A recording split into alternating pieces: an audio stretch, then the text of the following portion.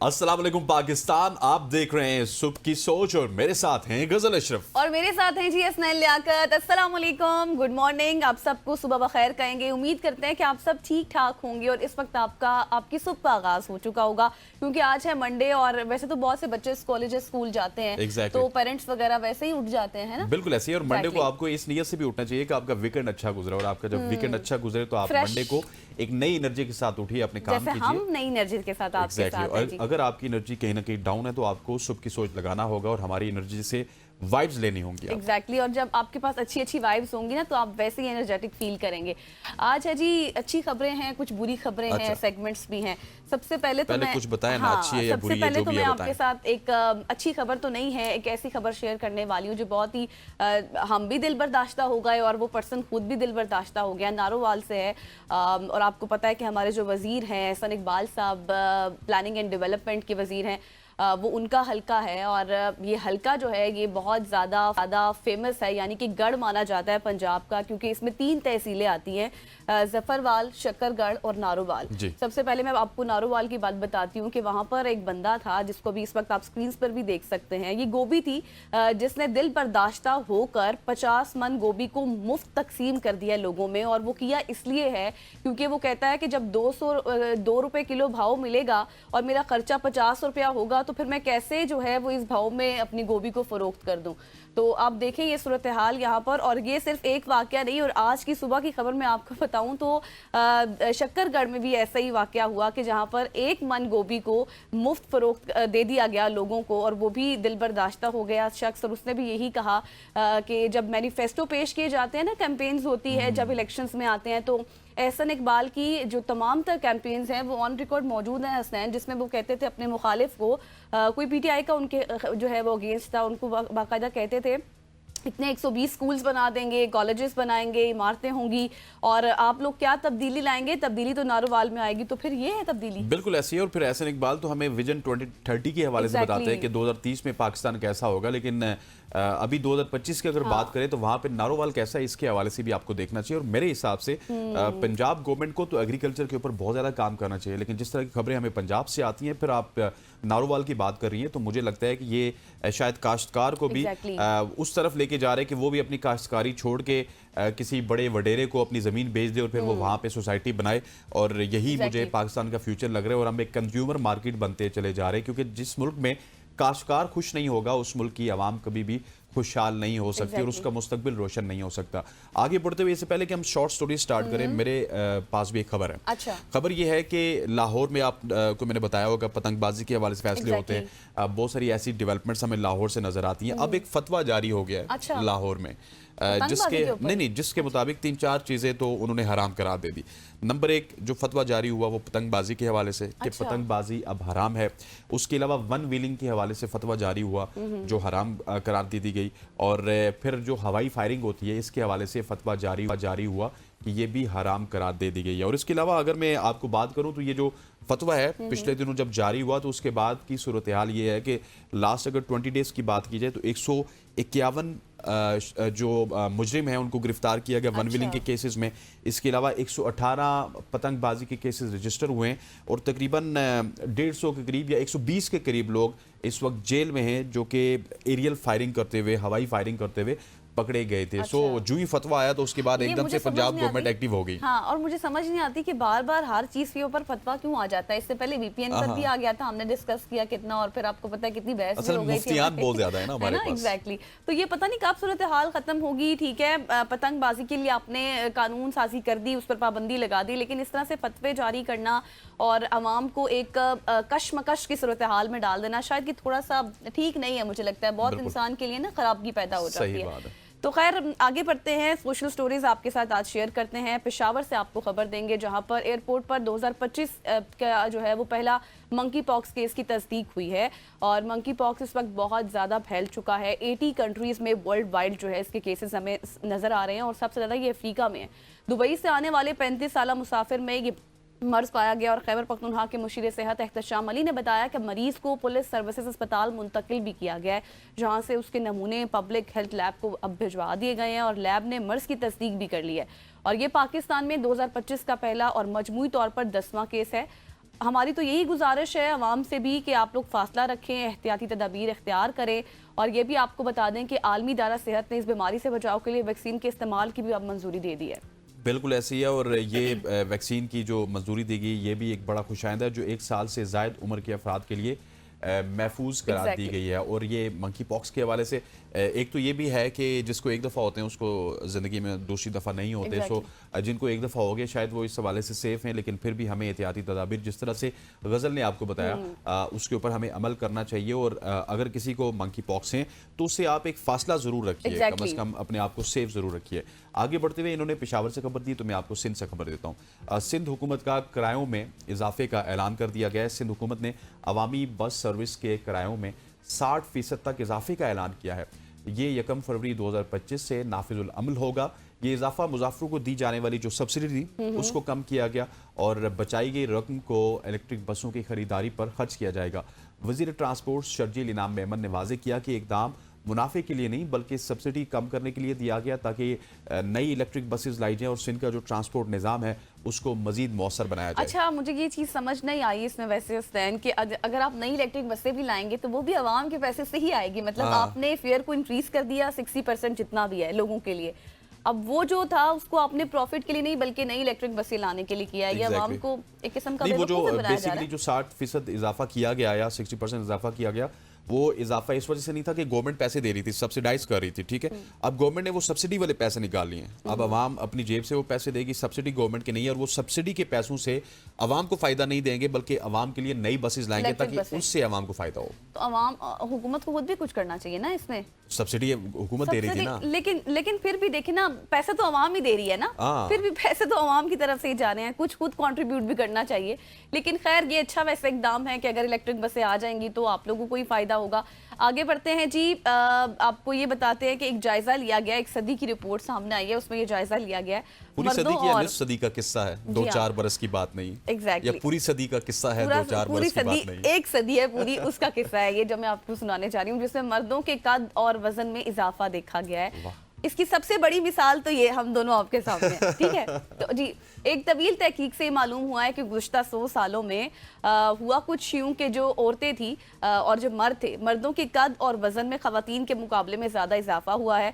और बरतानवी माहिरीन ने आलमी इदारों के डेटा का जायज़ा लेकर ये नताइज अखज़ किए हैं। और तहकीक के मुताबिक 1905 में मर्दों का औसतन जो कद था वो 170 सेंटीमीटर था, और फिर 2022 की अगर बात करें तो उसमें 177 सेंटीमीटर हो चुका है, जबकि ख़वातीन के कद में भी मामूली इजाफा हुआ है। और माहिरीन ने यह भी कहा है कि मर्दों के कद में और वजन में इजाफे की मुमकिना वजह ख़वातीन की तरजीहात हो सकती हैं। क्या बात है जी, ख़वातीन की तरजीहात में इसका क्या होगा? ख़वातीन की तरजीहात में ये है ना कि मतलब जितना आप तरजीह देंगे उनको उसमें और आप देखें कि मतलब अगर आप पहली सदी की जिस तरह मैं आपको बात बता रही थी उसमें ये सूरत हाल हुई ना कि हर तीसरी औरत का जो कद था वो कद दराज होता था उसका, ठीक है। लेकिन उसके बाद जब वक्त गुजरता गया तो ये मर्दों में ही चीज़ मुंतकिल हो गई, उनका कद जो है वो ज़्यादा और वजन ज़्यादा बढ़ गया बजाय इसके कि औरतों के। और फिर उसके बाद हर 8वीं जो औरत है उसका कद दराज हुआ। चलें जी, ठीक है जी, गजल जो कहती हैं इनकी बात मान लेते हैं क्योंकि ख़वातीन की तरजीहात में ये शामिल है। अच्छा, आगे बढ़ते हुए मेरे पास एक अफसोसनाक खबर है। जबले नूर के हवाले से तो सब जानते हैं, लेकिन एक जबले नूर था कोयटा में। जबले नूर से कुरान पाक की नायाब जो नुस्खे हैं उनको चोरी किया गया।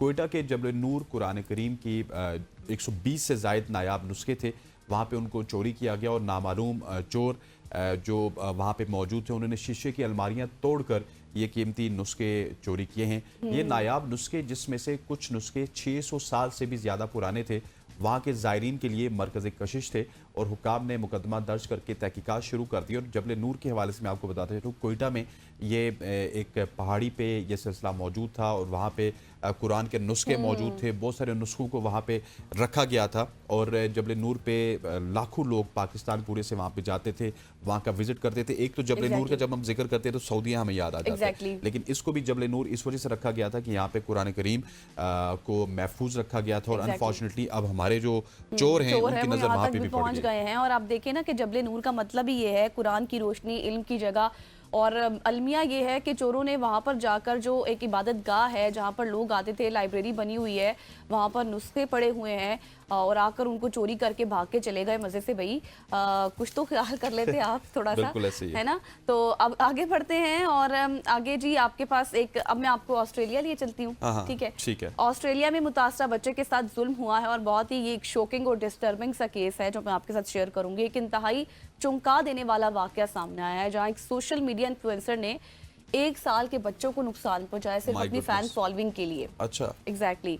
तो जी हुआ कुछ यूं कि हैरत अंगेज तौर पर ये दिल दहला देने वाला अमल इन्फ्लुएंसर ने सिर्फ फॉलोअर्स और चंद जो है वो अपने व्यूज हासिल करने के लिए किया। मुतल्लिका हुकाम ने इस वाक़े की तहकीकात को भी शुरू कर दिया, और ये अमल सोशल मीडिया के मनफी इस्तेमाल और इंसानी हमदर्दी के फुकदान की एक अफसोसनाक मिसाल है। 1 साल के बच्चे के साथ आप कैसे ये कर सकते हैं? बिल्कुल ऐसे ही। और ये जो सोशल मीडिया का रुझान है, ये हमें मेरे ख्याल है कि इसको देखना पड़ेगा, इसको कम करना पड़ेगा, क्योंकि आप अपनी फॉलोइंग के चक्कर में, व्यूज के चक्कर में 1 साल के बच्चे को इस तरह का नुकसान पहुंचाएंगे तो डेफिनेटली। और फिर ये देखिए ना कि सोशल मीडिया पे जो भी लोग या वीडियोस बनाते हैं, वो आजकल मुस्तकबिल के मामार समझे जाते हैं। जिस तरह हमारे ज़माने में एक सरकारी टेलीविजन होता था, उसी को हम देखते थे, उसमें जो भी दिखता था ना वो हमारा हीरो होता था। आजकल सोशल मीडिया पे जो भी दिखता है वो नई नस्ल का हीरो होता है। तो सोशल मीडिया पे अपने हीरोज को भी हमें अब चुनना पड़ेगा कि किस शख्स को हम फॉलो करें, किसको नहीं फॉलो करें। तो यहाँ पर जी हम लेते हैं अब एक ब्रेक, क्योंकि सोशल स्टोरीज जो है हमारी खत्म हो गई हैं। फिर अगले सेगमेंट की तरफ जाएंगे। Stay with us. हम इजराइल और हमास के दरमियान कैदियों का दूसरी बार जो तबादला हुआ उस हवाले से बात करेंगे, और हम इजराइल और हमास के दरमियान जो कैदियों का तबादला है उस पर तफसील से बात करेंगे। ये मुआहिदा जंगबंदी के बाद होने वाली एक अहम पेशरफ्त है, जिसके तहत हमास ने 4 इजरायली यरगमाल खवातीन को रिहा किया। जवाब में इजराइल ने 200 फ़लस्तीनी कैदियों को आज़ाद किया। इन कैदियों में 120 वो कैदी शामिल हैं जिन्हें उम्र कैद की सज़ा दी गई थी, और इनमें सबसे मामर कैदी मोहम्मद तोस भी शामिल हैं जो 40 साल से जेल में थे।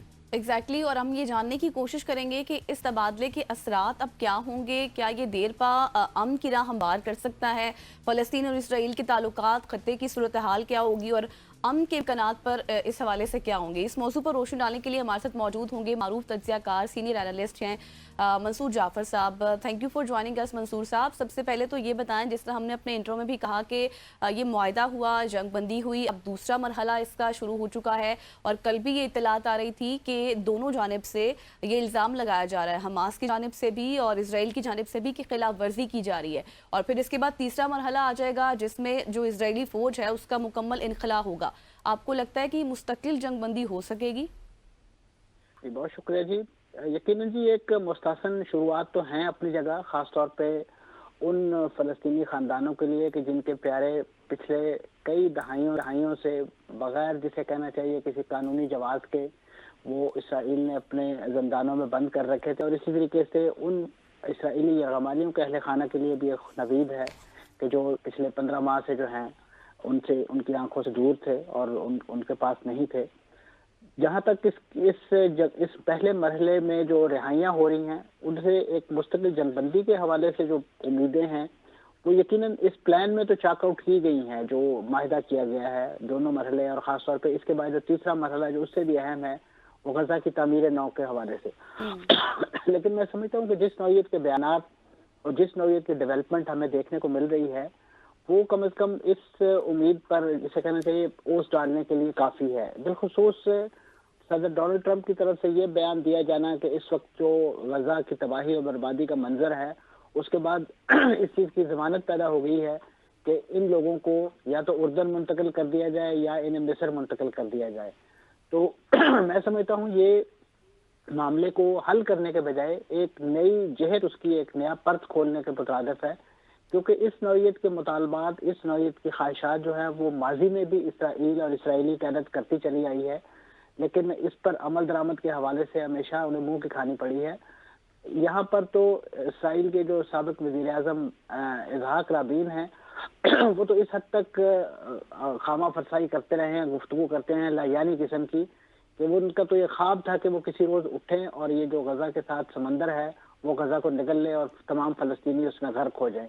तो इस नौइयत की ख्वाहिशात तो बहुत हैं और माजी में इस हवाले से बहुत सारी कोशिशें भी होती रही हैं कि फ़लस्तीन की कन्फेडरेशन बना दी जाए, फ़लस्तीन को एक ट्रांसफर प्रोजेक्ट के जरिए जो है यहाँ के जो असल बासी हैं उन्हें दूसरे मुल्कों में मुंतकिल कर दिया जाए।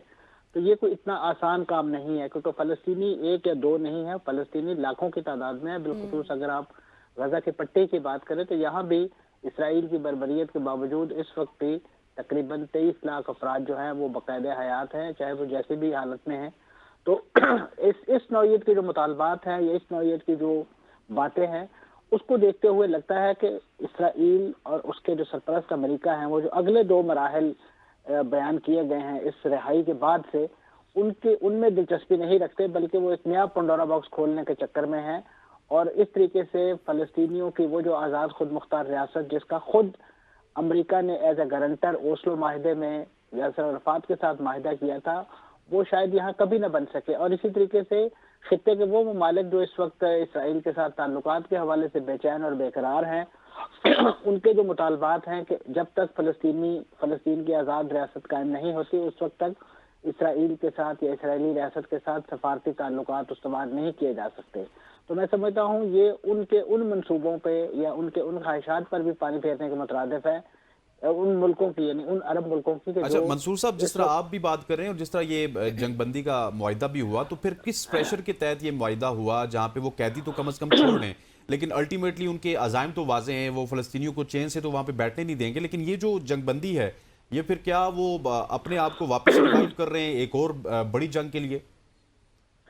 इसमें कोई शक नहीं थी, क्योंकि ये जो इस वक्त इंटरनल प्रेशर था खासतौर पे यरगमालियों के ख़ानदानों का और ख़ासतौर पे जो इसराइल की जो राय अम्मा था वो बहुत ज़्यादा था नेतन्याहू पे। और नेतन्याहू खुद भी दरअसल इस जंग को तूल ही देना चाहते हैं, क्योंकि उन्हें दाखिली तौर पे जिन जिन चैलेंजेस का सामना है, जिसमें उनका अपना सियासी मुस्तकबिल भी एट स्टेक है, और ख़ासतौर पर इस माहिदे के बाद जिन 2 इंतहा पसंद वज़रा ने इस्तीफ़ा दिया है और उनकी जमातों ने गरचे उनसे ये वादा किया है कि वो उनकी हुकूमत को गिरने नहीं देंगे, लेकिन इस वक्त अगर आप देखें तो नेतन्याहू की हुकूमत सिर्फ एक मेजॉरिटी वोट पर खड़ी है। ऐसी सूरत हाल में ऐसे कमज़ोर वज़ीर आज़म के साथ तो यकीनन अमेरिका जैसा नाम नहाद जमहूरी मुल्क भी जो है वो मामलात करने से कतराता है, क्योंकि उनका अवामी मैंडेट ना होने के बराबर है। तो ऐसी सूरत में और फिर दूसरी तरफ उनके साथ उनके खिलाफ जो कानूनी चाराजोइयाँ इस वक्त सुप्रीम कोर्ट के अंदर मौजूद हैं उनके करप्शन केसेस के हवाले से, ये तमाम वो प्रेशर था कि जिसको रिलीज करने के लिए, और ख़ासतौर पर यरगमाली अहल खाना का जो प्रेशर था उसे रिलीज करने के लिए नेतन्याहू जो है वो इस माहिदे पर मजबूर हुए। और उनके लिए अब क्योंकि अब बैनुल-अक़वामी प्रेशर भी इस हवाले से बहुत ज़्यादा था कि इस ख़ासतौर पर जो फ़लस्तीनी जो कैदियों के अहल खाना की तरफ से भी और इसी तरीके से, तो अब ये मजबूरी के तहत ये फैसला किया गया है। और इसमें जो डोनाल्ड ट्रंप साहब की जो धमकी थी कि उनके इक़्तिदार में आने से पहले ये माहिदा तय पा जाए वगरना वो मशरिक़ वस्ता को जहन्नमज़ार बना देंगे, उसने अब दिखाया है। क्योंकि नेतन्याहू जैसी जो डोनाल्ड ट्रंप जैसी शख्सियत है वो अपने कहे के हवाले से कुछ भी कर सकते हैं, तो लिहाजा ये तमाम अवामिल जो थे इसके नतीजे में ये माहिदा तय पाया है।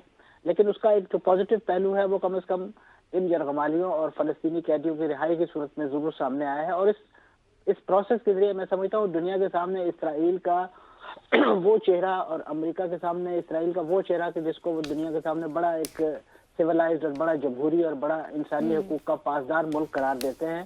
कि आप देखिए कि फ़लस्तीनी कैदी कोई भी जो है वो अपने पैरों पर सीधा चलता हुआ दिखाई नहीं देता, चाहे वो ख़वातीन हों, बच्चे हों, मर्द हों।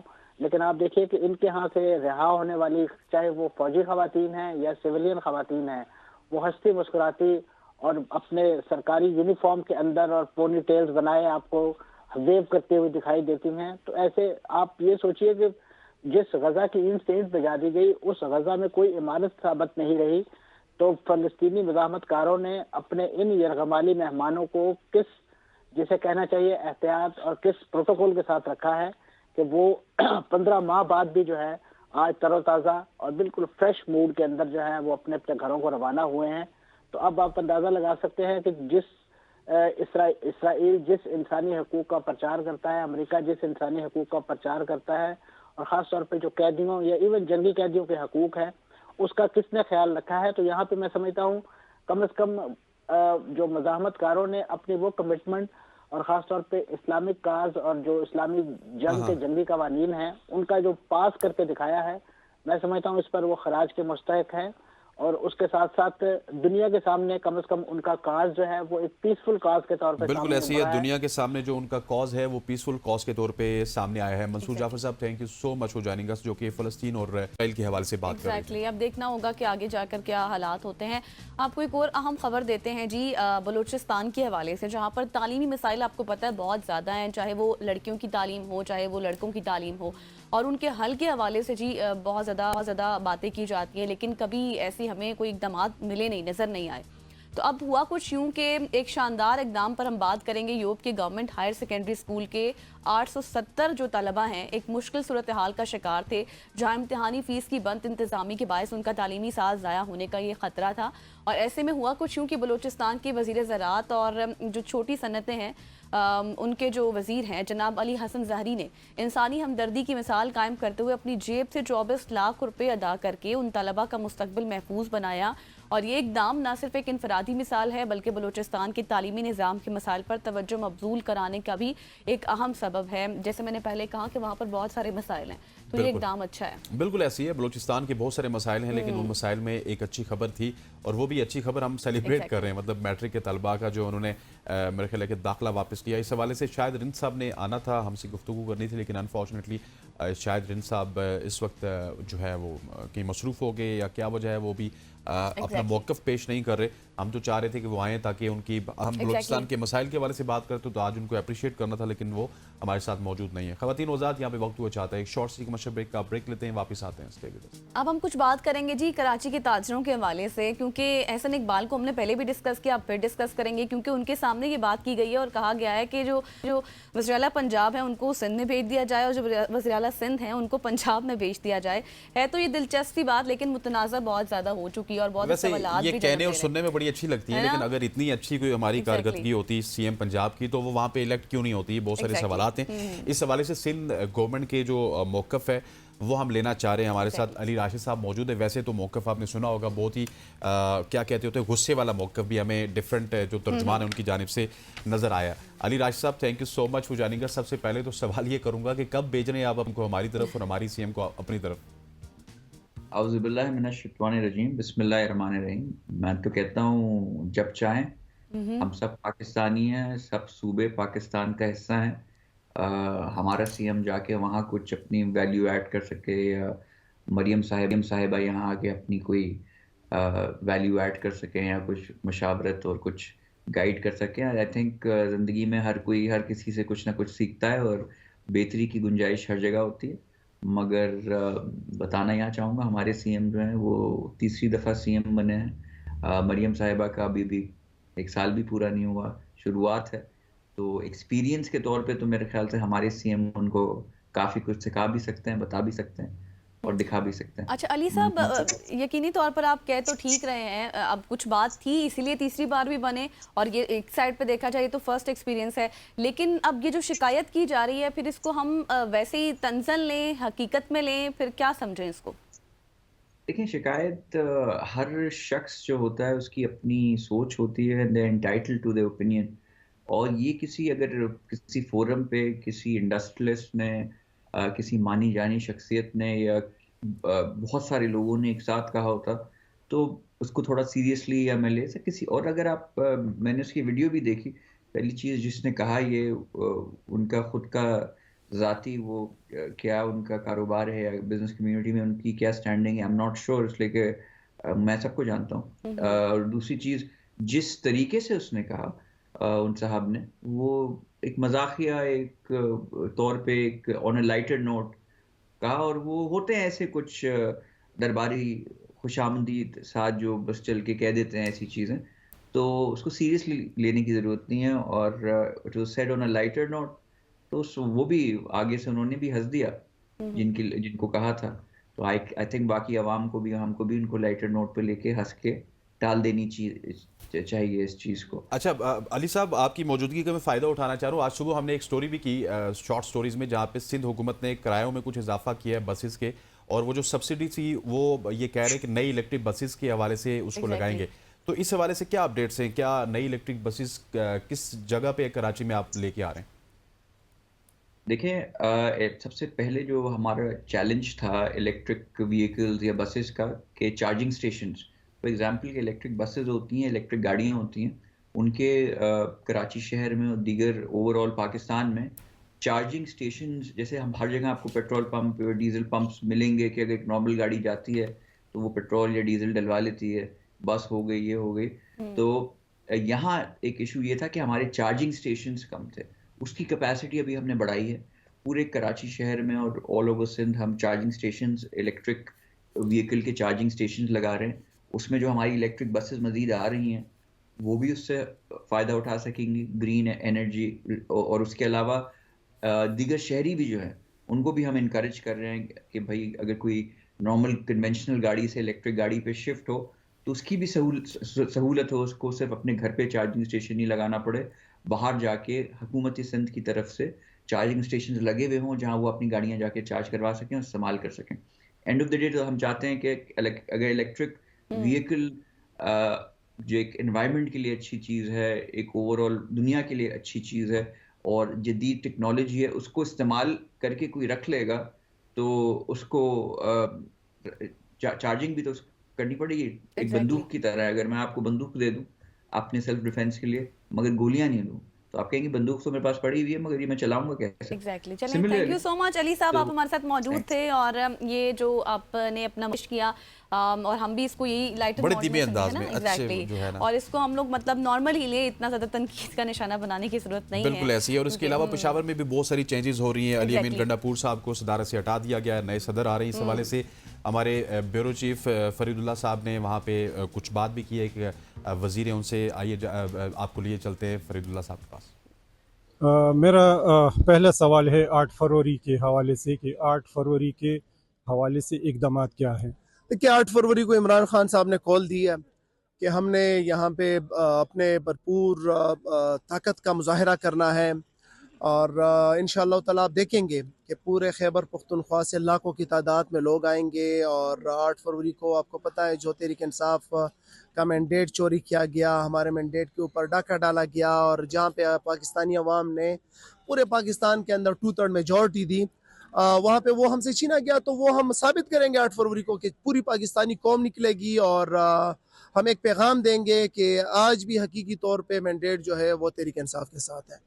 8 फरवरी से पहले जो इंतज़ामी तब्दीलियाँ हैं उसके हवाले से जो अली अमीन ख़ान की बजाय सूबाई सदर जो हैं वो तब्दील हुआ, क्या समझते हैं कि क़ियादत जो है सूबाई क़ियादत 8 फरवरी के इंतज़ामात किस तरीके से करेंगे और क्या कामयाबी से हमकिनार करेंगे? देखिए, जिम्मेदारी जो है अली अमीन साहब हमारे सूबाई सदर थे 9 मई के बाद और उन्होंने भरपूर तरीके से परफॉर्म किया और सारी पार्टी उनको उनके खिदमात पे एतराब वो करती है, खराज तहसीन पेश करती है। अब ये नहीं है कि अब उनके पास सदारत नहीं है तो हमारे जो है प्रोग्राम मान पड़ जाएंगे। जिम्मेदारी जुनैद साहब के पास आई है, वो वज़ीर आला अली अमीन साहब है, हम मिलकर इस पार्टी को करेंगे। और अगर कोई इससे इख्तिलाफात की को रंग देना चाहते हैं तो इसके अंदर कोई इख्तिलाफ नहीं है। इमरान खान का जो भी फैसला है तहरीक इंसाफ के हर लीडर और हर कारकुन को जो है सर आंखों पे कबूल है। जो अली अमीन ख़ान इंतज़ामात कर रहे थे, जो सूबाई हुकूमत जो इक़दामात उठा रही है इन मुश्किल हालात में, अब वो यकसू हो के वो इक़दामात उठाएंगे तो क्या कुछ तब्दीली, कुछ फ़र्क आएगा?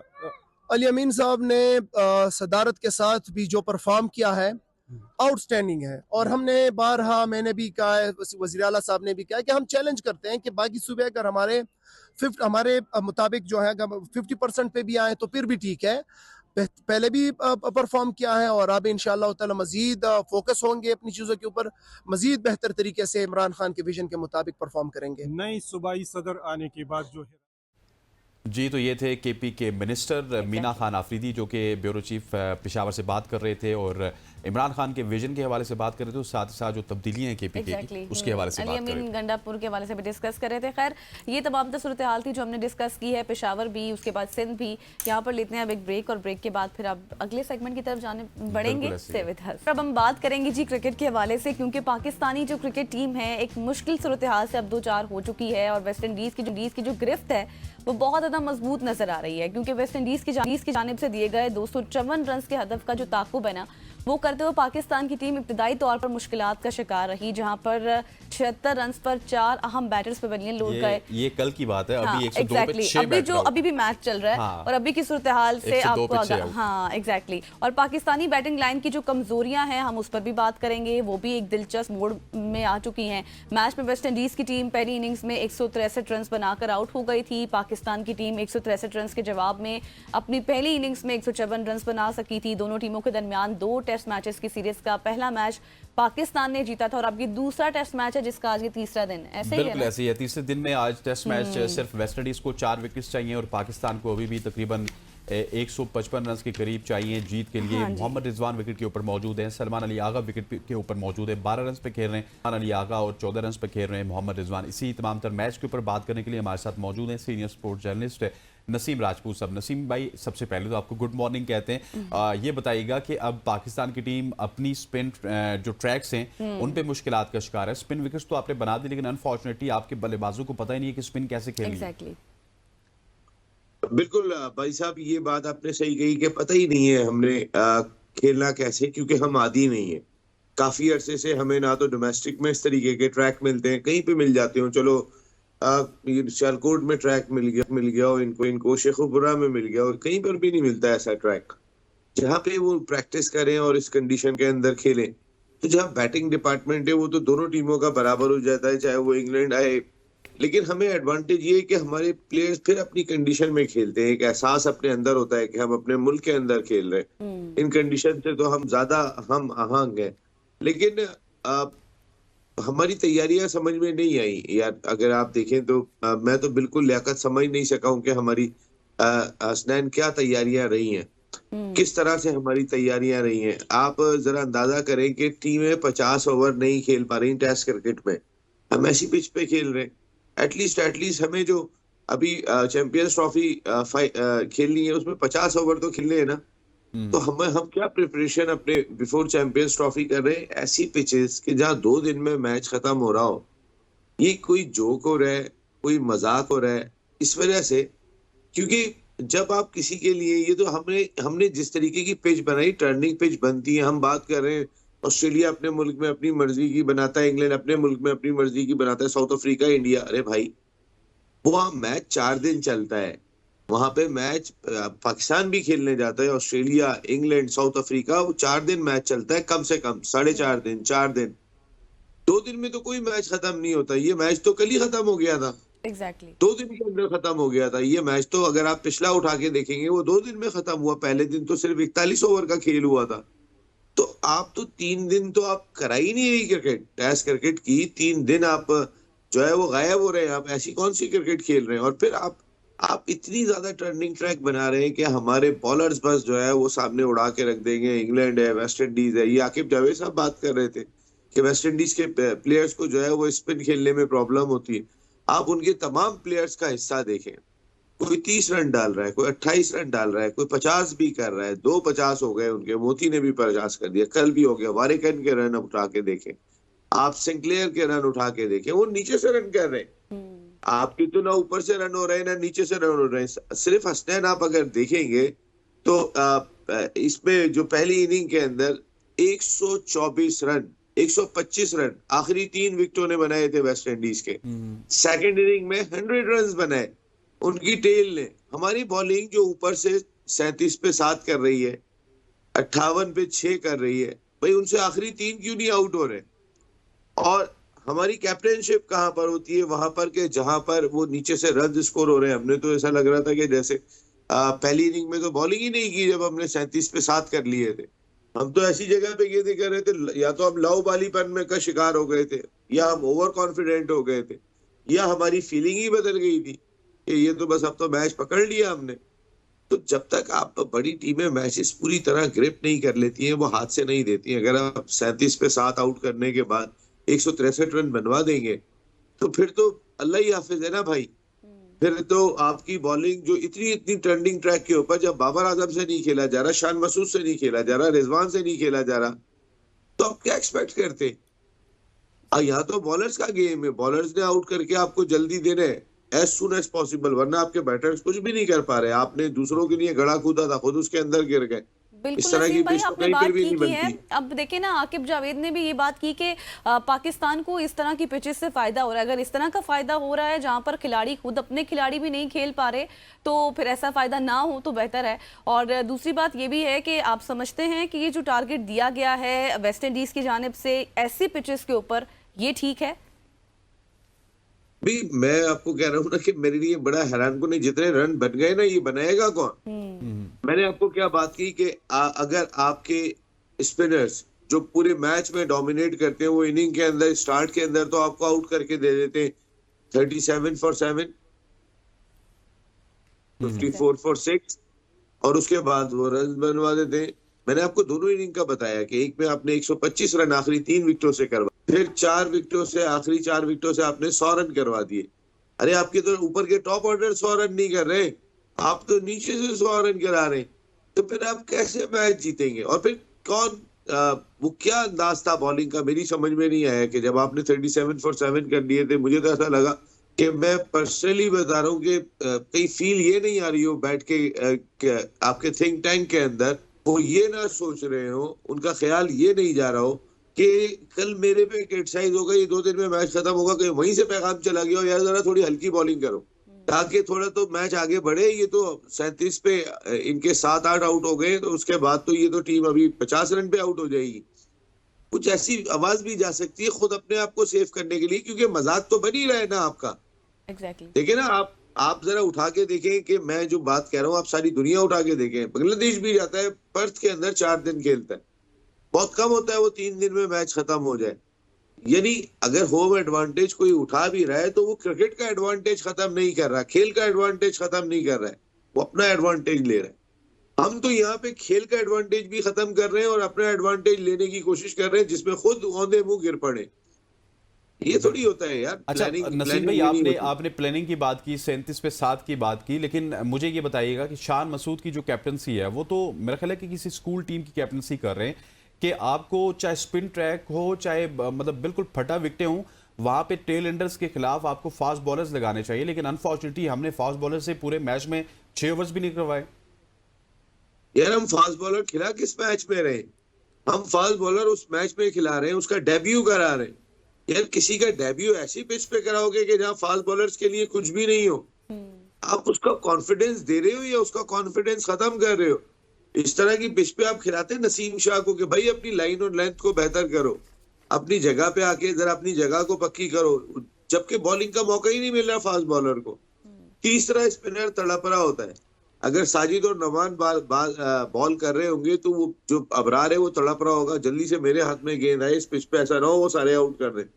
अगर साजिद गेंद नहीं कर रहा होगा, वो तड़प रहा होगा कि भाई मुझे जल्दी से बॉल मिलनी चाहिए। यानी स्पिनर्स के लिए इतना कुछ आपने रखा है, तो आप काशिफ अली से जो है वो डेब्यू करा रहे, आप उसका जो बचा कुचा जो कॉन्फिडेंस, यानी कि एक खिलाड़ी को कॉन्फिडेंस दिया जाता है, उसको माहौल बना के दिया जाता है जब वो डेब्यू कर रहा होता है। आपने उस पिच के ऊपर डेब्यू करा दिया, अब दोबारा काशिफ अली कहाँ नजर आएगा, कहाँ नजर नहीं आएगा, कोई कुछ नहीं कह सकता। जी मौका मिला था उस टेस्ट मैच में, आगे किसको याद रहेगा? काशिफ अली को जिस टेस्ट मैच में मौका मिला था वहां तो उसकी पिच ही नहीं दी, वहां तो उसको आपने कंडीशन ही नहीं दी। आप देखिए, आप अपने बॉलर्स को, जो मेन बॉलर है ना, उनको भले 4-4 ओवर 6-6 ओवर करवाते, थोड़ी लंबी बॉल करवाते, अपना कॉन्फिडेंस हासिल करो। इस पिच के ऊपर फास्ट बॉलर को भी जहां मौका मिल रहा है वो भी आउट करके दे रहा है। यहाँ तो बैटिंग ही मुश्किल दिखाई दे रही है ना, बाकी तो और कोई चीज मुश्किल दिखाई नहीं दे रही। तो आप अपने आपका थिंक टैंक किस अंदाज से सोच रहे हैं? पहले इधर से 20 स्पिनर, उधर से 20 स्पिनर, तो फास्ट बॉलर की जरूरत क्या है फिर आपको? मेरा ख्याल है अगर यहाँ फास्ट बॉलर खिलाते तो उसको खिलाते कि जिसको आपने चैंपियंस ट्रॉफी में चेक करना होता, जिसको थोड़ा सा कॉन्फिडेंस आता लंबी बॉलिंग करने का, अपनी जगह को हासिल करने का, कि मैंने किस जगह पे गेंद को हिट करना है, टैग पे हिट करना आपने है। शान के हवाले से तो बता दिया, बाबर के हवाले से भी बता दें, क्योंकि वो तो अब फिर से नाकाम दिखाई दे रहे हैं। समझ में नहीं आ रहा, बाबर इन पिचेस का प्लेयर नहीं है शायद। अगर बाबर इन पिचेस का प्लेयर नहीं है तो बाबर किन पिचेस का प्लेयर है? देखिए, अगर आप वर्ल्ड क्लास कहलाते हो, अगर आप ये कहलाते हो कि आई एम दी बेस्ट, मैं टॉप 4 के अंदर आता हूँ, मैं टॉप 2 में आता हूँ, मैं टॉप 3 में आता हूँ, तो फिर आप कंडीशन के मोहताज नहीं होते। एग्जैक्टली। फिर आप हर कंडीशन के अंदर परफॉर्म कर रहे होते। लेकिन स्पिनिंग कंडीशन जहां और सारे बैटर्स के लिए अजीब परेशानी का सबब बनी है, वो बाबर आजम के लिए तो ये हवा बना हुआ है। शान मसूद के लिए तो ये हवा बन गया। कप्तान अभी बाबर आजम और ये दोनों साउथ अफ्रीका में रन करके आ रहे हैं, उनसे पाकिस्तान में रन नहीं हो रहे। पाकिस्तान के बैटर साउथ अफ्रीका में रन करके आ गए, ऑस्ट्रेलिया में रन करके आ गए, उनसे अपने मुल्क में रन नहीं हो रहे अपने मुल्क में। ये कैसी पिच बन रही है हमारा? ये कौन सा होम एडवांटेज ले रहे हैं कि हम बॉलिंग तो कर सकते हैं, बैटिंग नहीं कर सकते? ये कैसा होम एडवांटेज हुआ? होम एडवांटेज में तो दोनों चीजें हासिल की जाती हैं और आप बैलेंस भी नहीं कर रहे। जो मैं बात कर रहा हूँ, आप बैलेंस नहीं कर रहे। मैच 4 दिन चले, 4.5 दिन चले, आपके एडवर्टाइजमेंट होती है, आपके राइट्स होते हैं, आपके टेलीविजन राइट्स होते हैं, तमाम की जो है वो एक कीमत होती है। आप अगर 2-2 दिन में मैच खत्म करेंगे तो दुनिया बोलेगी कौन से ब्रांड की क्रिकेट खेल रहे हैं भाई। तो ब्रांड ही इनका बिल्कुल बदल चुका है। बिल्कुल ऐसे ही है, हमारा ब्रांड भी बदल चुका है। वो जो कहते हैं ना, हम ये पिच कहीं से भी स्पोर्टिंग नहीं थी, ये हमें सपोर्ट कर रही है, हमें सपोर्ट कर रही है। इंग्लैंड के खिलाफ क्या, श्रीलंका के खिलाफ ये पिच बनाएंगे ही है। सर श्रीलंका के खिलाफ ये पिच बना देंगे तो श्रीलंका वाले नसीम भाई 400 बनाएंगे और अनफॉर्चुनेटली आपकी टीम 120 पे आउट होगी। Senior sports journalist Naseem Rajput साहब हमारे साथ मौजूद थे। Sir thank you so much हो जाने का, जो कि क्रिकेट के ऊपर इन डेप्थ एनालिसिस दे रहे थे और अल्लाह ही करे कि हमारी टीम जीत जाए। इस वक्त 111 रन पे पाकिस्तान के 6 खिलाड़ी आउट हैं। पाकिस्तान को जीत के लिए 143 रन की जरूरत है। यहाँ पे वक्त हुआ चाहता है, एक लंबा हदफ है और ये दोनों खेलेंगे तो मैच में कुछ बनेगा। यहाँ पे वक्त हुआ है जी एक शॉर्ट सी कमर्शियल ब्रेक का, ब्रेक लेते हैं, वापस आते हैं। Stay with us. अब हम बात करेंगे पाकिस्तान की बहादुर कोहपेमा समर खान, जो कि अब से 1 मंथ पहले भी हमारे साथ मौजूद थी। उन्होंने एक तारीखी कारनामा सर अंजाम दिया है। उन्होंने जनूबी अमेरिका की सबसे ऊंची चोटी माउंट अकनकागुआ सर करके कौम का सर पकड़ से बुलंद कर दिया और अर्जेंटाइन की इस बुलंद तरीन चोटी को सर करने के दौरान सख्त सर्दी भी थी, तेज हवाएं भी थी, इस तरह के चैलेंजेस भी थे जिनका उनको सामना करना पड़ा। लेकिन समर खान जो कि एक बहादुर खातून है, हिम्मत वाली खातून है, इस्तकामत से उन मुश्किलात को उन्होंने शिकस्त दी और आज हमारे सेगमेंट में भी इन स्टूडियो मौजूद है। बिल्कुल ऐसी है, आज हमारे साथ मौजूद हैं समर खान। उनकी कामयाबी का ये सफ़र, क्योंकि हमारे साथ तो ये मौजूद रहती हैं, पूरे मीडिया में आप इनको देखते हैं, लेकिन अकनकागुआ के हवाले से हम इनसे पूछेंगे क्योंकि अर्जेंटाइन की सबसे बुलंद तरीन चोटी है, जिसका गजल आपको बता रही थी। जनूबी अमेरिका की सबसे बुलंद तरीन चोटी को इन्होंने सर किया। समर, सबसे पहले आपको हमारी तरफ से बहुत बहुत मुबारक हो। आप पाकिस्तान का सब्ज हिलाली परचम जहाँ पे भी जाती हैं उसको बुलंद करती हैं। कैसा रहा आपका एक्सपीरियंस? बहुत बहुत शुक्रिया, thank you for having me on the show. और एक्सपीरियंस बहुत अच्छा और बहुत नया था क्योंकि इट्स ऑलमोस्ट 7000 मीटर्स पीक। इससे पहले मैंने 6000 की पीक्स की हुई थी, 5000 की हुई थी। ये मेरा पहले 900 कुछ मीटर्स थे जिसमें मुझे जाना था। आप तो हैरान करिए, सोच से बाहर नहीं निकलते हम कितना ज़्यादा। और ये एशिया के बाहर, बरआज़म एशिया के बाहर सबसे बुलंद चोटी है और साउथ अमेरिका की भी सबसे हाईएस्ट पीक है। और ये 7 समिट्स में से बहुत इम्पॉर्टेंट और डिफ़िकल्ट पीक कंसिडर की जाती है। हालांकि it's a non technical peak, इस पे रोप फिक्सिंग नहीं होती है, न इतने कोई टेक्निकल क्लाइंबिंग पैचेस है इसमें, लेकिन लंबी बहुत है। जब आप कैंप 3 से रात को 3-4 बजे निकलते हैं तो आप कहीं दोपहर को 2 बजे 3 बजे वहाँ पहुँचते हैं, तो आप इमेजिन कर ले 10 घंटे आपने चलना है, 8 से 10 घंटे। और वो extreme Andes range is famous for its winds और वो अपनी हार्श विंड्स और ठंड की वजह से बहुत फेमस है। और 1-2 सेक्शंस ऐसे हैं जहाँ से लाजमी टीम सरेंडर करती हैं, लोग हार मान के वापस मुड़ जाते हैं। अच्छा समर, जैसे अभी आप बता रही हैं ना, और हमने भी कहा कि सर्दी तो थी और ठंडी हवाएं भी थी, और मतलब ओवरऑल ये बहुत मुश्किल था आपके लिए सफ़र। हमारे पास जितने कपड़े थे, हम लोग 10 खवातीन थी ग्रुप में। हमारी गाइड्स को मिला के हमारे पास जितने कपड़े थे 4, 5, 6 हम सब पहन के गए थे क्योंकि हमें पता था इतनी ठंड होगी। और उसके बावजूद भी एक पैच होता है जिसे आप ट्रैवर्स बोलते हैं, वो लंबा सा ट्रैवर्स होता है, वो बिल्कुल एंड तक जाता है, पता नहीं कितने घंटे लंबा था, वो ख़त्म ही नहीं होता। और नो मैटर धूप निकली भी हो, लेकिन वो शेड में होता है। तो वो जब आप बर्फ़ के ऊपर चल रहे होते स्लो बहुत सारे ग्रुप्स आगे पीछे होते, इतनी सख्त सर्दी होती है वहाँ पे। क्या बात है। अच्छा समर, मुझे ये बताइएगा कि अब आपने अर्जेंटाइन पहुँच गई, वहाँ पे जाके आपने पीक को सर किया, लेकिन ये स्कॉट किस तरह करती है कि मैंने कहाँ पे जाना है, इसके बाद मतलब आपके क्या प्लान्स हैं, या फिर अर्जेंटीना वाला प्लान आपका किस तरह बना था? अर्जेंटीना वाला, और लास्ट ईयर मैंने कॉन्टिनेंट यूरोप की हाईएस्ट पीक माउंट एल्ब्रिस किया था, उस पर स्नोबोर्डिंग भी अटेम्प्ट की थी। ये दोनों पीक्स के लिए मैं कोविड से कोशिश करी थी 2019 से, फिर बीच में कोविड आ गया, फिर मैं स्पॉन्सर्स, कभी वीज़ा नहीं मिलता था, कभी स्पॉन्सर नहीं मिलता था, तो मुझे ये दोनों पीक्स करते हुए 3 से 4 साल लगे। और ये अर्जेंटीना वाला मैं इसलिए कर पाई क्योंकि मुझे पिछले साल एक स्कॉलरशिप में मैंने अप्लाई किया था माउंटेनियरिंग का, उसमें मेरे काफ़ी इंटरव्यूज़ और एप्लीकेशन फॉर्म्स और एक प्रोसेस के बाद बड़ी मुश्किल से सिलेक्शन हुई थी, जिसमें उन्होंने मुझे फुली फंडेड क्लाइंब ऑफर की। मुझे सिर्फ पाकिस्तान से एयर टिकट खुद अरेंज करना था। अच्छा, और ये अभी सिर्फ एयर टिकट आपने अरेंज किया और उसके बाद आप पहुंच गए? जी जी। तो ये मसला तो आपको पता है ना, एक तमाम स्पोर्ट्स वालों का है कि उनको सपोर्ट नहीं किया जाता। अच्छा समर, ये बताएं कि अब अगला आपका क्या अप्रोच होगी, किस चीज़ को सर्च कर रही हैं, कहाँ जाएंगी अब? अभी मैंने 7 समिट्स में से जो 7 हाईएस्ट पीक हैं 7 कॉन्टिनेंट्स की, उसमें से 3 की हैं। तो मैं अभी नेक्स्ट इसके बाद अपनी चौथी पीक की तरफ जाऊंगी और आजकल मैं उसके स्पॉन्सर्स पे काम कर रही हूँ। अच्छा समर, मुझे ये बताइए कि जिस तरह गजल ने कहा ना कि मसला तमाम स्पोर्ट्स के साथ है, लेकिन आपका क्योंकि बड़ा एक्सपीरियंस हो चुका है, अब अर्जेंटीना में आप गई, वहाँ पे आपने लाजमी बात है 10 का ग्रुप बता रही थी, तो उसमें बहुत सारे और भी मुल्कों के लोग हुए होंगे, वहाँ पे किस तरह की सहूलियात हैं वो थोड़ा सा एक्सप्लेन करें, और हम कहाँ पे लैग कर रहे हैं गवर्नमेंट लेवल पे?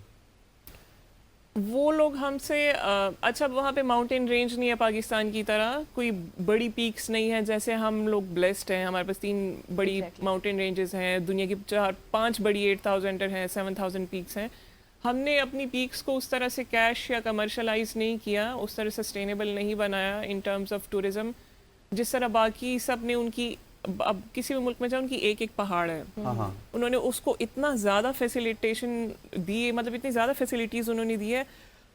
बेस कैंप पे मैं हॉट शावर ले रही थी अकनकागुआ में, और वहाँ पे मुझे इतना अच्छा खाना मिल रहा था। और इवन जो सबसे मुश्किल कैंप्स होते हैं, जैसे जैसे ऊपर जाते हैं, कैंप 1, कैंप 2, कैंप 3 पे भी आपको बिल्कुल सेटल्ड किचन और सेटल्ड कैंप्स मिल रहे थे। मतलब फुली फैसिलिटीज, अंदर की दुनिया कुछ अलग थी, सब कुछ था वहाँ पे। आप जाते हैं कैंप करते हैं, आपको बाथरूम, किचन, खाना सब मिलता है। हालांकि बहुत ज़्यादा रिमोट और वाइल्ड जगह होती है कैंप 3 पे ये चीज़ें। अब पाकिस्तान से आप कंपेयर करें तो हमारा इंफ्रास्ट्रक्चर, जो बेसिक चीज़ें वही नहीं होती हैं। बाथरूम छोड़ दें, बाकी चीज़ें छोड़ दें, जो सिर्फ खाना होता है, न्यूट्रिशन, वो हमें बहुत सब स्टैंडर्ड मिलता है इसी जगहों पे। हालांकि क्लाइंबिंग और माउंटेनियरिंग में बहुत ज़्यादा फिजिकल इंड्योरेंस लगती है, आपको बहुत ज़्यादा अच्छा खाना चाहिए होता है। और फिर जब आप इंटरनेशनल कम्युनिटीज़ में ये क्लेम करते हैं, बड़ी बड़ी मैगजीन्स, अब CNN ने भी कह दी कि टॉप 25 डेस्टिनेशंस पे पाकिस्तान और ये सब कुछ, वो देख के जब बाहर का एथलीट आता है या बाहर का टूरिस्ट आता है तो उसको उस स्टैंडर्ड की फैसिलिटीज़ नहीं मिलती हैं। तो ठीक है, पहाड़ वो देख लेगा, कितना ही देख लेगा, लेकिन जो काम उसने करना है उसमें उसको स्टैंडर्ड नहीं मिल रहा, सेटिस्फेक्शन। दूसरा ये कि हमारा वेस्ट मटेरियल पहाड़ों पे पड़ा होता है, जो ह्यूमन वेस्ट होता है, जगह जगह अब जाए हमारा बहुत ज़्यादा गंद हो गया अभी नॉर्थ में। उनका वेस्ट मटेरियल मैनेज करने का तरीका बहुत आइडियल था, उनके बाथरूम का सिस्टम और था, उनका गार्बेज डंपिंग का सिस्टम और था, पूरी हर चीज़ प्लान थी। नेशनल जो उनके पार्क है, उनके रूल्स थे, वो आपको इसीलिए परमिट देता है, आपने वो रूल्स फॉलो करने होते हैं, और उसके चेक एंड बैलेंस के लिए भी रेंजर्स बैठे हुए थे वहाँ पे। अच्छा, और जो को-पैमाओं का मैंने पूछा था कि जो आपके साथ को-पैमाओ और भी थे, माउंटेनियर्स थे, वहाँ पे जो उनकी गवर्नमेंट्स हैं वो उनको किस तरह से अप्रिशिएट करती हैं, सपोर्ट करती हैं? मेरे साथ बहुत सारे मुल्कों के एथलीट्स और आए हुए थे, मुख्तलिफ ग्रुप्स आए हुए थे, बैक टू बैक लोग आ जा रहे थे। और एक चीज़ जब वो पूछते थे, वो मैं अपना फ्लैग लेके अक्सर आगे पीछे जा रही होती थी पिक्चर्स के लिए कि कौन सा मुल्क है, फिर मैं उन्हें बताती थी ये पाकिस्तान है, और हमारे पास K2 है, हमारे पास ये है। बहुत सारे लोगों को अभी भी पता नहीं है कि पाकिस्तान कैसा मुल्क है, ज्योग्राफी उसकी कैसी है। तो मुझे देख के बड़ा हैरान होते थे और मुझे कहते थे अच्छा हम नहीं रिसीव करते पाकिस्तानी क्लाइंबर्स और एथलीट्स, यहाँ पे बहुत कम, कहीं 1 साल पहले कोई आया था या 2 साल पहले कोई आया था। फिर और स्पेशली पाकिस्तान से खातून तो वो यही कहते थे अच्छा आपको मना नहीं करते, वहाँ पे तो बहुत सख्ती नहीं है। फिर मैं उन्हें पूरी डायनामिक समझाती थी कि ये सब कुछ है। तो मुझे बहुत अच्छा मौका मिला पाकिस्तान की रिप्रेजेंटेशन का, और उससे मुझे आइडिया हुआ कि हम लोग इस फील्ड में कितने कम हैं एग्जैक्टली और कितने पीछे हैं। एग्जैक्टली। अच्छा समर, बहुत इंस्पायरिंग आपकी बातें हैं और थैंक यू सो मच, आप हमारे साथ मौजूद थी। आपके साथ मतलब हमारी ख्वाहिश होगी कि एक बार फिर से सेगमेंट करें और बहुत सारी बातें करें, क्योंकि बहुत कुछ होता है आपसे पूछने के लिए। ग्रो होती रहे और मुल्क का नाम रोशन करती रहे। ऐसे ही नाम आप रोशन करती रहे। और हम उम्मीद करते हैं कि हम जो सेगमेंट करते हैं स्पॉन्सर्स को अकल आ जाए, गवर्नमेंट को अकल आ जाए कि समर जैसे एथलीट्स को आपने सपोर्ट करें, क्योंकि अभी देखिए ये 3 अपने बलबूते पर कर चुकी हैं और बाकी 4-5 और भी करनी है इन्होंने। बिल्कुल ऐसे ही। So thank you so much once again. Samar Khan हमारे साथ मौजूद थे। यहाँ पर लेते हैं एक ब्रेक और ब्रेक के बाद फिर हम जाएंगे जाएंगे एस्ट्रोलॉजी की जानब। दाऊद जी हमारे साथ मौजूद होंगे। Stay with us. आज के खुसूसी सेगमेंट में हम बात करेंगे आपके सितारों के हवाले से। हमारे साथ मौजूद होंगे दाऊद जी, जो कि आपको तालीम, सेहत, आपके कारोबार, शादी, जो कुछ भी आप पूछना चाहते हैं उस बारे में बताएंगे। और दाऊद जी के पास चलते हैं टाइम वेस्ट किए बगैर कि ये हफ्ता हमारे लिए क्या पैगाम लाया है। दाऊद जी अस्सलाम वालेकुम, वेलकम टू सुबह की सोच। सबसे पहले तो हसनैन एंड गजल के बारे में बताएं। आपका शुक्रिया, आप हमेशा मोहब्बत देते हैं, प्यार देते हैं। हसनैन का ये वीक कैसा रहेगा? तो हसनैन को तो इस वीक में हैरान कुन खबरें मिलेंगी और हसनैन बहुत बड़ी बड़ी खबरें और बड़ा प्रोग्रेसिव नजर आते हैं। और गजल का ये वीक कैसा रहेगा? गजल, आप अकेलेपन का शिकार हैं, आपको फैमिली को वक्त देना चाहिए थोड़ा सा, और इस वीक में आपको खुश रहना चाहिए ज्यादा से ज्यादा। और यहाँ पे बात करें सबसे पहले एरीज बुर्ज हमल वालों की कार्ड ऑफ द वीक, तो एरीज वालों का इस वीक का कार्ड ऑफ द वीक की बात करें। फाइट कर रहे हैं जी एरीज वाले, अपने आप से लड़ रहे हैं, अपने मामला से मुतल्लिका जो है इनको इस वीक में ज्यादा स्ट्रगल करना पड़ेगी। अगर आप चाहते हैं और ज्यादा काम करें तो आपको इस वीक में ला हौला वला कुव्वता इल्ला बिल्लाह का विर्द और 41 टाइम रोजाना पढ़ना आपके लिए बड़ा एनर्जेटिक और जबरदस्त रहेगा। नेक्स्ट है मेरे पास बुर्ज सौर, 21 अप्रैल था 21 मई। आप लोगों का कार्ड ऑफ द वीक क्या नजर आता है? तो कार्ड ऑफ द वीक नई शुरुआत हैं, बड़ी जबरदस्त मदद हैं, काम हो सकते हैं, पैसे आ सकते हैं, रिलेशन में कामयाबी, फैमिली और आपकी एजुकेशन में भी पॉजिटिविटी। इस वीक में आपको और ज्यादा काम करके अपने मामलात को ज्यादा बेहतर कर लेना चाहिए। नेक्स्ट है जनाब बुर्ज चौजा, 22 मई था 21 जून। कार्ड ऑफ द वीक की बात करूं तो दी लवर्स कार्ड है आप लोगों का, आपकी मोहब्बत, प्यार, दौलत, इश्क और रूहानियत, एवरीथिंग बहुत जबरदस्त है जनाब। और बुर्ज जौजा वालों को इस वीक में अपने मामलात को और ज्यादा बेहतर करने के लिए सूरह इखलास 21 मरतबा पढ़ लेना चाहिए। कैंसर वालों के लिए इस वीक का कार्ड ऑफ द वीक बहुत जबरदस्त एनर्जी है, हासदीन से बचना है, नई शुरुआत करना चाहते हैं तो जरूर करें, क्योंकि इस वीक में आपके पास नई अपॉर्चुनिटीज आने वाली हैं। आयत करीमा 21 मरतबा रोजाना आपकी एनर्जी को बढ़ा देगा।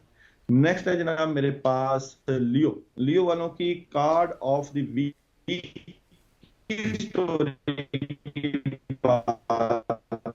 लिए वाले कुछ मामला से मुतल्लिका नेगेटिव हैं, आप कुछ बड़ा करना चाहते हैं अपनी जिंदगी से मुतल्लिका, बड़े फैसले करना चाहते हैं और ये आप कर लेंगे, क्योंकि यहाँ पे आपकी स्टार्स की पोजीशन पहले से बेहतरी की तरफ जा चुकी है। फबी यही लाई रब्बी कुमार कज़ीबान का विर्द 21 मरतबा रोजाना आपकी स्टार्स की एनर्जी और आपकी स्पिरिचुअल पावर को बढ़ा देगा।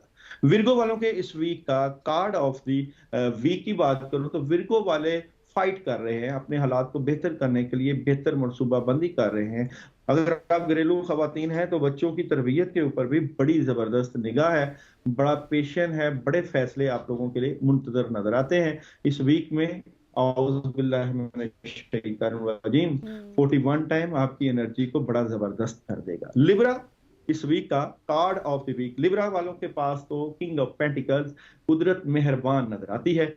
आपकी एयर साइन की एनर्जी आपके तमाम मामलात में आपको एनर्जेटिक कर देगी। कोई नया काम मिल सकता है, उसके ऊपर काम कीजिएगा, ऑप्शंस और बड़े फैसले आपके हक में हैं। सूरह इखलास 21 मरतबा आपको और ज्यादा पावरफुल करेगी। Scorpio card of the week की बात करो तो यहाँ पे स्कॉर्पियो वाले अपने बुजुर्गों, अपने बड़ों के पास बैठेंगे तो बहुत ज्यादा एनर्जेटिक हो जाएंगे।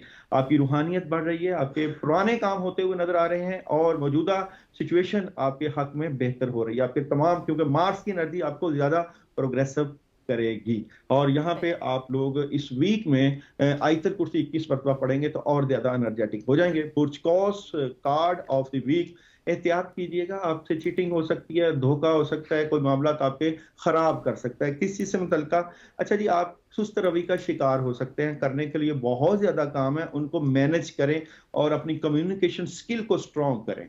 सलामन कौलन रब्बे रहीम 21 मरतबा रोजाना आपकी एनर्जी को बड़ा जबरदस्त कर देगा। और जनाब कैप्रिकॉन वालों की इस वीक की कार्ड ऑफ द वीक की स्टोरी की बात करें तो डिसीजन ले रहे हैं, 2-3 ऑप्शंस आपके माइंड पे नजर आती हैं और कोई डिसीजन डिसीजन, बड़ा डिसीजन आपके मामला को ज्यादा पावरफुल कर देगा। किस तरह का डिसीजन है जी? आपका डिसीजन ये अपने कामों की रुकावटें और अपनी सेहत से मुतल्लिका भी हो सकता है। आप अपनी सेहत का भरपूर ख्याल रखें और सूरह फातिहा 2 मरतबा और आयतुल कुर्सी 11 मरतबा रोजाना आपकी पावर को बढ़ा देगा। एक्वेरियस वालों के इस वीक का कार्ड ऑफ द वीक की बात करें तो क्लैरिटी मिल जाएगी, और जो करना चाह रहे हैं उससे मुतल्लिका पॉजिटिव। और क्लैरिटी किस बात की है जी? क्लैरिटी जो मामला डिले थे उनके हल की तरफ आप बढ़ेंगे, और जो डबल माइंडेड थे वो डबल माइंडेड आप खत्म हो जाएंगे, क्योंकि यहाँ पे कहीं ना कहीं आपकी हेल्प मौजूद है।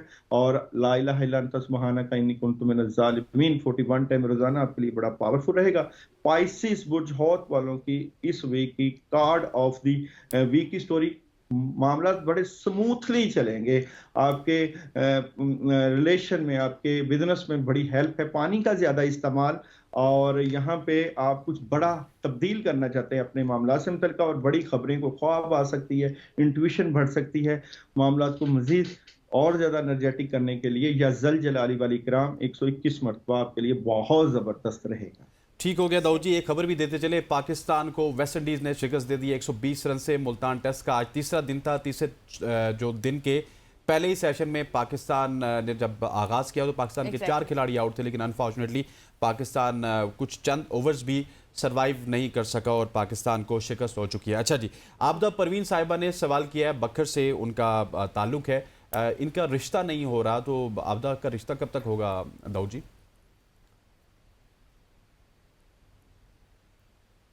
दाऊद जी आपको आवाज आ रही है? दाऊद जी आप हमारे साथ मौजूद हैं, बट आवाज पता नहीं दाऊद जी तक पहुंच रही है या फिर नहीं। पता नहीं, दाऊद जी शायद हमारे साथ मौजूद हैं लेकिन उन तक आबदा को चाहिए। जी जी जी जी दाऊद जी अपने रिश्ते के आ रही है आपकी आबदा को 319 मरतबा बिस्मिल्लाहिर्रहमानिर्रहीम रोजाना 21 दिन का अमल कर लेना चाहिए, रिश्ते के मसले हल हो जाएंगे। सही हो गया। अच्छा जी, तो इसके अलावा भी हमारे पास कॉल इस वक्त मौजूद है। अस्मा हमारे साथ मौजूद है, हमारी रेगुलर कॉलर हैं। अस्मा अस्सलाम वालेकुम, कैसी हैं आप? दाऊद जी हमारे साथ मौजूद हैं, सवाल करें। वालेकुम अस्सलाम, अल्लाह का शुक्र है जी। माशाल्लाह से जो मुस्कुराहट और जो खुशी आप लोगों के भी चेहरों पे हमारे साथ साथ दाऊद जी को देख के आती है, वो बहुत अच्छा लगता है मुझे। अल्लाह ताला ऐसे ही आप लोगों को खुश रखे और ऐसे ही अल्लाह पाक दाऊद जी का साथ रखे, हमारे साथ व्यूअर्स के साथ भी और आप लोगों के साथ भी। मैं गसल दाऊद जी से पूछना चाह रही थी कि इन्होंने मुझे एक अमल दिया है आयतुल कुर्सी का, तो दाऊद जी से ये पूछना है कि वो 313 मरतबा आयतुल कुर्सी के अव्वल और आखिर में दरूद पाक पढ़ना लाजमी है या इस अमल में नहीं पढ़ा जाएगा? और अगर बत्ती पे जो इन्होंने कहा था कि पढ़ के अमल फूंक मार के वो जलानी है, वो पूरे घर में उसकी धूनी देनी है? दूसरी चीज ये, और तीसरा ये कि इसकी कोई ज़कात या सदका देना है अमल शुरू करने से पहले या आखिर में? जी दाऊद जी देखिए, आयतुल कुर्सी अव्वल आखिर 11 मरतबा दुरूद इब्राहिमी जरूर पढ़ें, और जो अगरबत्तियां हैं वो घर में किसी भी जगह जो मेन लॉन है वहां पे पढ़ के उनको जला दिया करें। और जब अमल पूरा कर लें उसके बाद बकरे का थोड़ा सा गोश्त लेना है, 500 ग्राम ले लें, उसको लेके उसके ऊपर तमाम घर वालों के सदके की नीयत से 41 टाइम आयतुल कुर्सी पढ़ के किसी वीरान जगह पे कब्बों और चीलों को डाल दें, उससे सारी ज़कात और चीजें पूरी हो जाएंगी। ठीक हो गया दाऊद जी। इस वक्त हमारे साथ कॉलर, बहुत सारी कॉल्स आ रही हैं, लेकिन हम उसी कॉलर को थ्रो करेंगे जो कि आगे जो है आपसे रेलेवेंट होगा, क्योंकि हम पहले ऊपर सवाल पूछते हैं, जिसका सवाल रेलेवेंट होता है उसको हम नीचे बुलाते हैं। सर, थोड़ा सा मुल्की हालात के ऊपर अगर रोशनी डाली जाए तो मुल्की हालात के हवाले से बताइएगा कि क्या ये दुरुस्ती की तरफ जाएंगे? हाँ जनाब, देखते हैं कि मुल्की हालात की क्या सिचुएशन है। यहाँ पे 2 कार्ड्स की नज़र से देखेंगे कि पाकिस्तान के हालात किस तरफ जाएंगे, इस वक्त की सूरत हाल क्या जा रही है। तो पाकिस्तान के हालात की बात करूँ तो मैं यहाँ पे आपको बड़ी तब्दीली, पॉजिटिव तब्दीली की नवीज सुना रहा हूँ, और प्रॉब्लम थोड़ी सी रहेगी, ये नहीं कि नहीं, बट ये है कि काम होगा। ठीक हो गया, काम होता हुआ नजर आ रहा है आपको दाऊद जी। जावेद अली साहब ने ज्वाइन कर लिया हमें दादू सिंध से। जावेद साहब सवाल कीजिएगा। जी, सवाल मेरा ये है कि मेरी 20 जनवरी को मेरी पैदाइश, मेरे माशी मसाइल हल नहीं हो रहे, फाइनेंशियली बड़ा परेशान हूँ। जी दाऊद जी से आपका जवाब मांगते हैं। जी दाऊद जी। जी, इनके माशी मामलात कई अरसे से ख़राब हैं, रूहानी मामलात की वजह से इनकी काफ़ी चीज़ें डिस्टर्ब हैं। माली मामलात की डिस्टर्बेंस के लिए इनको 2 अमल बताए देता हूँ। आउज़ बिल्लाहि मिनश शैतानिर रजीम 319 मरतबा अव्वल आखिर 11 मरतबा दुरूद इब्राहिमी पानी के ऊपर दम करके पियो, क्योंकि इनकी सेहत भी डिस्टर्ब है। 11 दिन का ये अमल करें और उसके बाद ला इलाहा इल्ला अंता सुब्हानका इन्नी कुन्तु मिनज़ ज़ालिमीन 505 मरतबा 21 दिन का अमल करें अपने रिज़्क के लिए। जब 21 दिन पूरे हो जाएंगे तो 500 ग्राम मीठा व्हाइट कलर में लें, बर्फी ले लें, उसके ऊपर ये आयत करीमा 505 मरतबा पढ़ के किसी फकीर को दे दें, इंशाल्लाह इनके माली मामला जबरदस्त हो जाएंगे। सही। अच्छा दाऊद जी, एक सवाल मेरे पास भी मौजूद है। नाइला का ये सवाल था जिसके हवाले से भी यही माशी मसाइल थे, उस हवाले से आप क्या कहेंगे? नाइला के करंट हालात क्या जा रहे हैं? तो नाइला के करंट हालात बिल्कुल आप सही कह रही हैं, मामलात मुआशी रुके हुए हैं। नाइला के लिए सुबहान अल्लाह वल्हम्दुलिल्लाह वला इलाहा इल्लल्लाह वल्लाहु अकबर तीसरे कलमे का पहला हिस्सा, ये 313 मरतबा रोजाना पढ़ना शुरू करें 21 दिन लगातार, और चलते फिरते खुला बिस्मिल्लाहिर्रहमानिर्रहीम सल्लल्लाहु अलैहि व आलिहि वसल्लम अपने कामों की नियत करके पढ़ें, तो उससे इनके माली मामला स्ट्रॉन्ग हो जाएंगे। ठीक हो गया, नाइला के माली मामला ठीक हो जाएंगे। अच्छा सर, वो बता रहे थे, मैंने आपको कट कर दिया था, दादू से कॉल आ गई थी पाकिस्तान के हालात के हवाले से। जी, पाकिस्तान के हालात के बारे में मैं बात कर रहा था कि चेंजिंग, बड़ी तब्दीली, और अब काम होगा पाकिस्तान से मामला से मुतल्लिका करंट एनर्जी क्या नजर आती है पाकिस्तानी मामला से मुतल्लिका। ये मैं आपको बताए चलूं कि पाकिस्तान के लिए आगे दो सूरत हाल सामने आएंगी, इनके बेहतर हालात के लिए फैसला आएगा, क्योंकि यहाँ पे पाकिस्तान का कद काट इज्जत और वकार में मुझे बहुत जबरदस्त इजाफा नजर आता है, और मुझे कोई ऐसी नेगेटिविटी नजर नहीं आती, खासकर 2025 के हवाले से, कि अगर पाकिस्तानी कहें कि हमारे मामला डिस्टर्ब हैं, चाहे सियासी हैं चाहे जो भी हैं, बेहतर ऑप्शंस होंगी, हालात में बेहतरी आएगी, पैसे आएंगे, हालात बहुत आवाम के लिए फायदामंद होंगे। तो मुझे पॉजिटिव एनर्जी नजर आती है पाकिस्तान की। ठीक हो गया Dawood ji, thank you so much for joining us, pleasure talking with you. Dawood ji हमारे साथ मौजूद थे, खवातीन के अगले पूरे हफ्ते के हवाले से बात कर रहे थे हमारे साथ। आज की सुबह की सोच से इतना ही। मुझे गजल को और हमारी पूरी प्रोडक्शन टीम को इजाजत दीजिए। अल्लाह हाफिज। अल्लाह हाफिज।